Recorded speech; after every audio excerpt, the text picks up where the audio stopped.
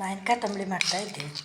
ಅದಕ್ಕೆ ಸ್ವಲ್ಪ ಸಾಸಿವೆ ಕಾಳು ಇಂಗು ಹಾಕಿ ಹೊರದ್ದೆ. ಮಾವಿನಕಾಯಿ ತಂಬುಳಿ ಮಾಡ್ತಾಯಿದ್ದೆ.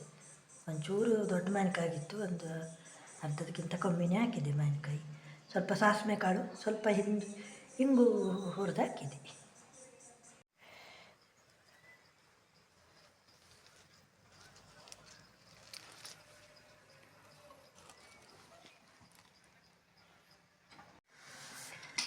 ಕೊಬ್ಬರಿ ಎಣ್ಣೆನೇ ಹಾಕ್ತಾಯಿದ್ದೆ. ಹಸಿಮೆಣಸು, ಸಾಸಿವೆ ಕಾಳು, ಅರಿಶಿನ ಬೇಡ ಮಾಡಿದ್ದೆ.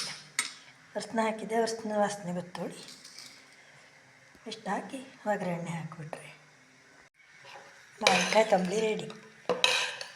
ಇವತ್ತು ರಾಶಿ ಜನ ಆಯಿತಾ, ಅಳಗಾಲ ಆಯಿತಾ, ಹೆಚ್ಚೆ ಮಾಡಿದ್ದೆ. ನಮಗೆ ಮಲೆನಾಡಿನಲ್ಲಿ ದಿನ ಒಂದು ತಂಬುಳಿ ಇರೋಕ್ಕಾಗ್ತದೆ.